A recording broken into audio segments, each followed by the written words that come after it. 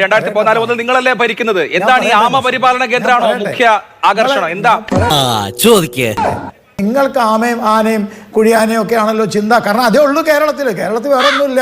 കേരളത്തിലെ മറ്റേ വ്യാവസായിക മന്ത്രി അതേന്ന് ആമയും കുഴിയാമയും ഒക്കെ തപ്പി നടക്കല്ലേ കേരളത്തിലെ മന്ത്രിമാരും കേരളത്തിലെ മുഖ്യമന്ത്രിയും ഒക്കെ. എവിടെയുണ്ട് ആമ, എവിടെയുണ്ട് ആന, എവിടെയുണ്ട് കുഴിയാന? നിങ്ങൾ കേരളത്തിലെ യുവാക്കളെ കാണുന്നില്ലല്ലോ. അമ്മാരെ ശരിയാക്കാൻ പറ്റുമെന്ന് ഞാനൊന്നും നോക്കട്ടെ. രാജീവ് എന്ന് പറയുന്ന കേരളത്തിലെ ഇൻഡസ്ട്രി മന്ത്രി അദ്ദേഹം എന്താ പറഞ്ഞത്? MSME ഏറ്റവും കൂടുതൽ രജിസ്റ്റർ ചെയ്തുകൊണ്ടിരിക്കുന്ന ഒരു സംസ്ഥാനമാണ് കേരളം. MSMEയിലൂടെ നമ്മൾ കേരളത്തിൻ്റെ ഉൽപാദനക്ഷമത വർദ്ധിപ്പിക്കുകയാണ്. സുഹൃത്തെ, 10,000 കോടി രൂപ 4 പ്രധാനപ്പെട്ട മേഖലയിൽ ഇക്വിറ്റി ഷെയർ ആയിട്ടും പ്രൊഫഷണലായിട്ടും ട്രെയിനിങ് ആയിട്ടും അതുമായി വേണ്ടപ്പെട്ട ബാക്കി എല്ലാ സാഹചര്യത്തിനും 10,000 കോടി നീക്കി വച്ചിരിക്കുന്ന MSMEക്ക് കേരളത്തിൽ ഏറ്റവും കൂടുതൽ പ്രയോജനകരമാണ്. നമ്പർ 1. മക്കളെ, രാജസ്ഥാൻ മരുഭൂമിയിലേക്ക് മണൽ കയറ്റി വിടല്ലേ. ഏതെങ്കിലും ഒരു സംസ്ഥാനത്തിന്റെ പേരെടുത്തിട്ട് ദാ പിടിച്ചോ നിങ്ങൾക്ക് എന്ന് പറഞ്ഞു കൊടുത്തിട്ടുണ്ടോ? അല്ല, ഇതിനകത്ത് ഏതെങ്കിലും ഒരു സംസ്ഥാനത്തിന് 7 റെയിൽ കോറിഡോർ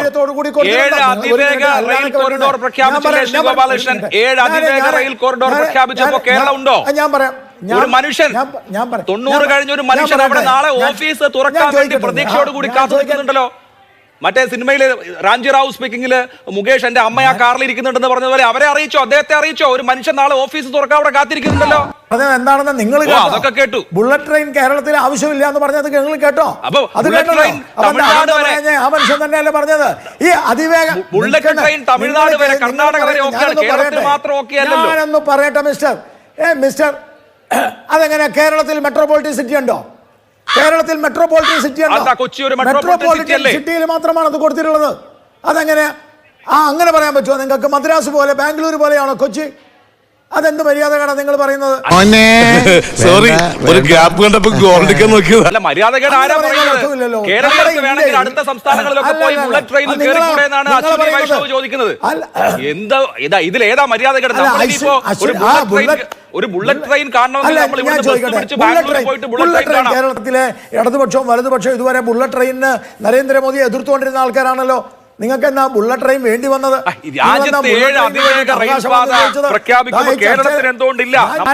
നല്ല മലയാളം നിങ്ങളോട് പറഞ്ഞത്. അതിവേഗ ട്രെയിൻ എന്ന് പറഞ്ഞുകൊണ്ടുള്ള കേരയിൽ ട്രെയിൻ ഇവര് പദ്ധതിയുമായി മുന്നോട്ട് വെച്ച് ആ ട്രെയിൻ ഇതുവരെ വേണ്ട, ഞങ്ങൾക്കത് വേണ്ട, ഞങ്ങൾക്ക് ബുള്ളറ്റ് ട്രെയിൻ മതി എന്നിവർ പറഞ്ഞിട്ടുണ്ടോ? വേണ്ട. കേരയിൽ വേണ്ട എന്ന് പറഞ്ഞിട്ടുണ്ടോ? കേരളയിൽ വേണ്ടെന്ന് പറഞ്ഞിട്ടുണ്ടോ? ഒന്നും സംശയിക്കരുത്. തിരിച്ചു വരൂ.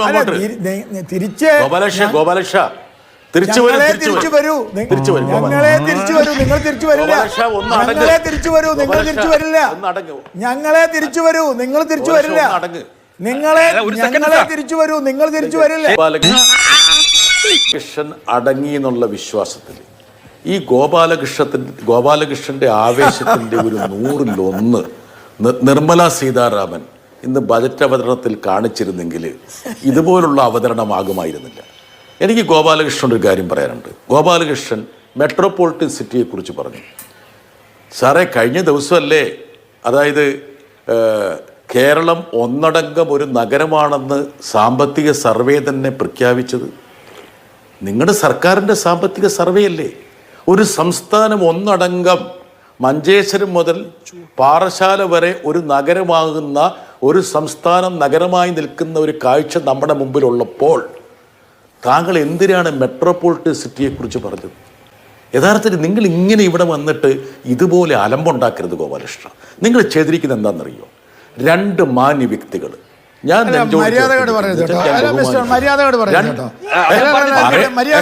ഒരു സെക്കൻഡ് ശരിയാവില്ല. ആ പദം പിൻവലിക്കണം. വിഷയങ്ങളിലേക്ക് വരെ ആവശ്യം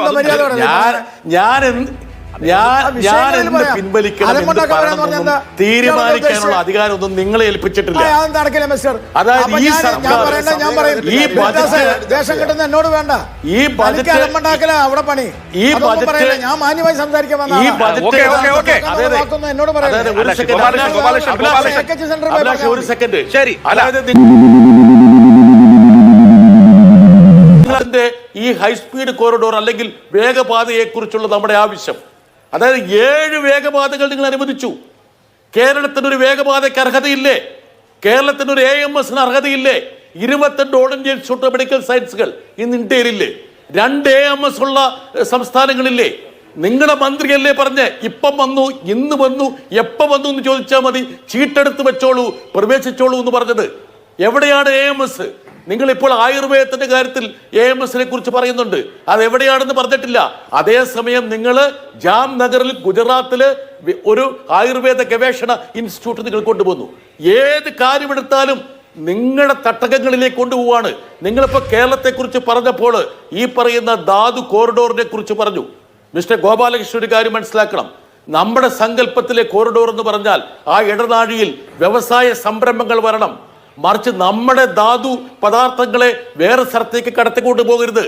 അതായത് നിങ്ങൾ ഒരു കൺകെട്ട് വിദ്യ നടത്തിയിട്ട് നിങ്ങൾ കേരളത്തോടെന്തോ അനുഭാവം കാണിച്ചു എന്നുള്ള ഒരു പ്രതീതി സൃഷ്ടിച്ചിരിക്കുകയാണ്. ഇന്റേൺഷിപ്പ് സ്കീം ഇന്ത്യയിലെ അഭ്യസ്തവിദ്യരായിട്ടുള്ള യുവജനങ്ങളുടെ തൊഴിലില്ലായ്മ പരിഹരിക്കാൻ വേണ്ടി ഇതോ ഞങ്ങൾ കൊണ്ടുവന്നിരിക്കുന്നു PM ഇന്റേൺഷിപ്പ് പ്രോഗ്രാം. അഭിലാഷ്, ഇതിനെ കണക്ക് കേൾക്കുക. അലോക്കേറ്റ് ചെയ്തത് 10,831 കോടി രൂപ. നിങ്ങൾക്കറിയാം എത്രയാണെന്ന് അറിയുമ്പോൾ ചെലവഴിച്ചത് 526 കോടി രൂപ. നരേന്ദ്രമോദിയുടെ സ്ഥാനത്ത് വേറെ ആരെങ്കിലും ആണെങ്കിൽ ഈ സ്ഥാനം രാജിവെച്ച് പോകില്ലേ? അദ്ദേഹത്തിന് സൽപ്പേരിനല്ലേ കളങ്കം ഉണ്ടാക്കിയിരിക്കുന്നത്. യഥാർത്ഥത്തിൽ ഈ ശ്രീധരനെ, സുരേഷ് ഗോപിയെ മാത്രമല്ല സാക്ഷാൽ നരേന്ദ്രമോദിയെ കൂടി അവഹേളിക്കുന്ന ഒരു ബജറ്റാണെന്ന് ഇതിന്റെ ഇടയിൽ വച്ചു കുത്തിയിട്ട് അല്ലാണ്ടെന്താ പറയാ. ഒന്നും മനഃപൂർവ്വം അല്ലല്ലോ, കരുതിക്കുട്ടിയല്ലേ. വരും എന്ന് എത്രയിടത്ത് സുരേഷ് ഗോപി പ്രസംഗിച്ചു. അദ്ദേഹത്തിന്റെ ടോണും ആ ഭാഷയും ഒക്കെ ഓർമ്മയുണ്ടല്ലോ. ആക്ഷൻസ് ഒന്നും ഞാൻ കാണിക്കുന്നില്ല. അത്ര ആത്മവിശ്വാസം ഉള്ളതുകൊണ്ടാണല്ലോ എയിംസ് വരും കേട്ടോ എന്ന് സുരേഷ് ഗോപി നാട്ടുകാരോട് മുഴുവൻ പറഞ്ഞത്. എന്നിട്ട് ഇത് രണ്ടും ഇല്ല. ഇനിയിപ്പോ സുരേഷ് ഗോപി കേന്ദ്രമന്ത്രി നാളെ വന്നിറങ്ങുമ്പോൾ അല്ലെങ്കിൽ അടുത്ത ദിവസം കേരളത്തിൽ വരുമ്പോൾ എയിംസ് എവിടെ സാറേ എന്ന് പത്രക്കാർ ചോദിച്ചാൽ അദ്ദേഹം എന്ത് മറുപടി പറയും? സമയത്ത് ജോൺ ബ്രിട്ടാസ് ഉണ്ടാവും എന്ന് താങ്കൾ പറഞ്ഞിരുന്നു. ജോൺ ബ്രിട്ടാസ് ഇവിടെ വന്ന് പ്രസംഗിച്ചു പോകാനല്ല താങ്കൾ എന്നോട് പറഞ്ഞത്, ജോൺ ബ്രിട്ടാസുമായിട്ട് സംസാരിക്കാനാ. അയാളവിടെ പോയി അയാൾ പ്രസംഗിച്ച് അയാൾ പോവുക. മറുപടി ഒന്നും അയാൾക്ക് കേൾക്കേണ്ട കാര്യമില്ല. അല്ലല്ല ഒരു പക്ഷേ കുഴപ്പമില്ല. കാരണം ജോൺ ബ്രിട്ടാസിന്റെ സ്വഭാവവും ജോൺ ബ്രിട്ടാസിന്റെ മനസ്സുമുള്ള താങ്കൾ ഇരിക്കുന്നത് താങ്കളോട് പറയേണ്ടി വരും. തനിക്കിനി എന്തെങ്കിലും പറയാനുണ്ടോ? എയിംസ് വന്നില്ല. സുരേഷ് ഗോപി കോമാളിയായിട്ട് സുരേഷ് ഗോപിയെ ചിത്രീകരിച്ചു. ഗോപാലകൃഷ്ണനെ അലമ്പുണ്ടാക്കാൻ വന്നു. ഇത് രണ്ടാണ് അയാൾ പറഞ്ഞിട്ട് പോയത്. കോമാളിയായിട്ട് ആളുകളെ കാണുന്നവർക്കെല്ലാം കോമാളിയായിട്ടേ തോന്നുള്ളൂ. സുരേഷ് ഗോപി പറഞ്ഞ ഒരു കാര്യമുണ്ട്, അഭിലാഷ് മോഹൻ കേട്ടിട്ടുണ്ടാവുമെന്ന് വിചാരിക്കുന്നു. എൻ്റെ 5 വർഷത്തിൻ്റെ ഉള്ളിൽ ഈ കേരളത്തിൽ എയിംസ് വരും, അടുത്ത വർഷം എയിംസ് വരും എന്ന് സുരേഷ് ഗോപി പറഞ്ഞിട്ടില്ല. ഇന്ത്യയുടെ ഹെൽത്ത് മിനിസ്റ്റർ ശ്രീ നഡ്ഡാജി അദ്ദേഹം കേരളത്തിൽ വന്നു. ഇന്ത്യയുടെ ഹെൽത്ത് മിനിസ്റ്റർ ആയിരുന്ന അദ്ദേഹം ഇവിടെ വന്നിട്ട് പറഞ്ഞു എയിംസ് കേരളത്തിൽ വരും. അപ്പോൾ പത്രക്കാർ ചോദിച്ചു എന്നാണ് വരിക? അത് ഞാനിപ്പം നിങ്ങളോട് പറയുന്നില്ല. എവിടെയാണ് വരിക അതും പറയുന്നില്ല. എയിംസ് വന്നിരിക്കും. ഞങ്ങളുടെ ഈ കാലയളവിൽ എയിംസ് വരും. ഭാരതീയ ജനതാ പാർട്ടി നേതൃത്വം നൽകുന്ന ഇന്ത്യ ഗവൺമെൻറ് നാളെ രാജിവെച്ചൊഴിഞ്ഞു പോകാൻ പോകുന്നില്ല എന്ന് മാത്രമല്ല, ഇനി വരുന്ന തെരഞ്ഞെടുപ്പിലും ഫ്രാൻസിസ് ജോർജിൻ്റെ പാർട്ടി അടപ്പത്തിരിക്കുകയുള്ളൂ. അവരൊന്നും ഇറങ്ങി വരില്ല. 5 വർഷമുണ്ട് എന്നൊരു വാക്ക് സുരേഷ് ഗോപി പറഞ്ഞത് നിങ്ങൾ ഇതുവരെ പറഞ്ഞില്ല. എൻ്റെ 5 വർഷത്തിൻ്റെ ഉള്ളിൽ കേരളത്തിൽ എയിംസ് വന്നില്ലെങ്കിൽ ഞാൻ സുരേഷ് ഗോപി ഇനി തെരഞ്ഞെടുപ്പിൽ നിങ്ങളുടെ മുമ്പിലേക്ക് വരില്ല എന്ന് പറഞ്ഞതും സുരേഷ് ഗോപിയാണ്. അതുകൊണ്ട് എയിംസ് വന്നില്ല എന്നുള്ളതാണ് നിങ്ങളുടെ പരിഭവമെങ്കിൽ ഈ 2 കാര്യം സൂചിപ്പിച്ചുകൊണ്ട് ഒരു കാര്യം ഞാൻ പറയുന്നു. എയിംസിൻ്റെ കാര്യം ഈ ചർച്ചയിൽ, ഈ ബജറ്റിൽ ഒരു സംസ്ഥാനത്തിനും എയിംസിൻ്റെ കാര്യം പറഞ്ഞിട്ടില്ല. ഒരു സംസ്ഥാനത്തിൻ്റെയും പേരെടുത്ത് ഒരു തരത്തിലുള്ള സാധനത്തിൻ്റെ കാര്യവും പറഞ്ഞിട്ടില്ല. കേട്ടിട്ട് വൈറ്റമിൻസ് ചോർന്ന് പോണു വിക്രമ. ഞങ്ങൾ ഇത് കുറെ കണ്ട. മോദി സർക്കാർ അധികാരത്തിൽ വരുമ്പോൾ 75 വിമാനത്താവളമാണ് ഇന്ത്യയിൽ. ഇന്ന് 150 വിമാനത്താവളമാണ്. ആ 75 വിമാനത്താവളവും ബജറ്റിൽ പറഞ്ഞിട്ടല്ല വന്നിട്ടുള്ളത്. കേരളത്തിൽ കഴിഞ്ഞ ബജറ്റ് ഉണ്ടായിരുന്നല്ലോ. ആ കഴിഞ്ഞ ബജറ്റിന് ശേഷം കേരളത്തിൽ എത്ര പുതിയ വന്ദേ ഭാരതും അതുപോലെ ഇപ്പോൾ സാധാരണക്കാരന് വന്ദേ ഭാരതിൽ പണക്കാർ കൂടുതൽ പൈസയാണെന്ന് പറഞ്ഞപ്പോൾ പാവങ്ങൾക്ക് വേണ്ടി ഇപ്പോൾ കഴിഞ്ഞ പ്രാവശ്യം തിരുവനന്തപുരത്ത് വന്നപ്പം വന്ദേ ഭാരത് അതിൻ്റെ ന്യൂ ജനറേഷൻ അദ്ദേഹം ഉദ്ഘാടനം ചെയ്തില്ലേ? എന്താ ഇതൊക്കെ ബജറ്റ് പറഞ്ഞിട്ടാണ് ഉദ്ഘാടനം പുതിയ 3 വന്ദേ ഭാരത് വരാൻ പോകുന്നു. ഞാനൊന്ന് പറഞ്ഞോട്ടെ ഞാനൊന്ന് പറഞ്ഞോട്ടെ ഞാൻ പറയും ഇടയിൽ പറയില്ല. അമൃത് ഭാരത് വന്നത് വന്ദേ അല്ല ഞാൻ നാച്ചുറൽ ആയിട്ടല്ലേ പറയുന്നത്. കഴിഞ്ഞ വന്ദേ ഭാരത് കേരളത്തിൽ ഇപ്പോൾ ഓടുന്ന വന്ദേ ഭാരത് ഉണ്ടല്ലോ, അത് 2 ഉണ്ട്. കേരളത്തിൽ ഇപ്പോൾ ഓടുന്ന വന്ദേ ഭാരത് ഉണ്ടല്ലോ, ആ 2 ബജറ്റ് വന്നിട്ടാ പറഞ്ഞിട്ടാ ബജറ്റിൽ വന്നിട്ടാ.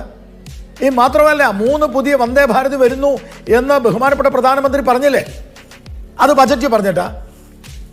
75 വിമാനത്താവളം 150 വിമാനത്താവളം ആക്കിയത് ബജറ്റ് പറഞ്ഞിട്ടാ. അത് കലക്കി ഇന്ന് പോയടാ ചാർലി. ഈ ഞാൻ പറയാനിരുന്നതാണ്, അദ്ദേഹം പോയതുകൊണ്ടാണ്. ഇന്ന് ഉച്ചയ്ക്ക് ഈ ഇടതുപക്ഷത്തിൻ്റെ ഇപ്പോൾ ഇവിടെ ചർച്ചയിൽ പങ്കെടുത്ത ബ്രിട്ടാസ് ഉച്ചയ്ക്ക് മാധ്യമങ്ങളെ കണ്ടപ്പോൾ പറഞ്ഞത് ഒരു തെരഞ്ഞെടുപ്പ് കാലമായിട്ടും കേരളത്തിനൊന്നും കൊടുത്തില്ല. തെരഞ്ഞെടുപ്പല്ലേ, തെരഞ്ഞെടുപ്പിൽ കയ്യടി മേടിക്കാനുള്ള ഈ സോപ്പ് പരിപാടി ഞങ്ങൾക്കില്ല. ഇടതുപക്ഷത്തിൻ്റെ പരിപാടി എന്താ? ഇടതുപക്ഷം ചുണ്ണാമ്പ് കലക്കി കിറ്റിലിട്ട് അതിനകത്ത് കുറച്ച് ശർക്കര ഒഴിച്ച് 1/2 കിലോ പഞ്ചസാരയും 1 കിലോ അരിയും ഇട്ട് നാട്ടുകാർക്ക് കൊടുക്കുന്ന കിറ്റ് എക്കണോമിക്സ് അല്ല ഭാരതീയ ജനതാ പാർട്ടി നടപ്പാക്കുന്ന സാമ്പത്തിക ശാസ്ത്രം. 2024 ലോക്സഭാ തെരഞ്ഞെടുപ്പിൽ ഞങ്ങൾ ആ ലോക്സഭാ തെരഞ്ഞെടുപ്പിനെ നേരിടുമ്പോൾ നിങ്ങൾ ആ തെരഞ്ഞെടുപ്പിലെ ബജറ്റിൽ അഭിലാഷ് മോഹനും ഗോപാലകൃഷ്ണനും ഇതേ വിധം ചർച്ച ചെയ്തതാ. ആ ബജറ്റിൽ ഏതെങ്കിലും സോപ്പ് ഉണ്ടായിരുന്നോ? അന്ന് ബീഹാറിന് ഒരു പ്രത്യേക പാക്കേജ് കൊടുത്തപ്പം ഇതേ ബ്രിട്ടാസ് ഇത് ലോക്സഭാ തെരഞ്ഞെടുപ്പിന്റെ മറ്റേ ഈ ബീഹാറിൽ ഒരു പ്രത്യേക പാക്കേജ് കൊടുക്കരുത്, കാരണം ഇന്ത്യൻ ബജറ്റാണ്, അതൊരു പ്രത്യേക സംസ്ഥാനത്തിന് കൊടുക്കരുത് എന്ന് പറഞ്ഞ ആളാണ് ഈ ബ്രിട്ടാസ്. എനിക്കത് അയാളോട് ചോദിക്കണമായിരുന്നു. എൻ്റെ മൊബൈലിൽ ഞാനത് എടുത്തു വെച്ചിട്ടുണ്ട്. അതങ്ങനെ വരൂ, അതങ്ങനെ സംഭവിക്കൂ. വരാൻ ഇനിയും 2-3 വർഷം എടുക്കും. അതിനുള്ള വളം ഞാൻ ഇടുന്നുണ്ട്. അതിലും ഭേദം ടിക്ടോണ്ടിയാ. അതും പരീക്ഷിക്കാം. എനിക്ക് പ്രതീക്ഷയില്ല. കതിരെ വളം വെച്ചിട്ട് എന്താ പ്രയോജനം? തൽക്കാലം ഇത്രയും മതി. വരട്ടെ.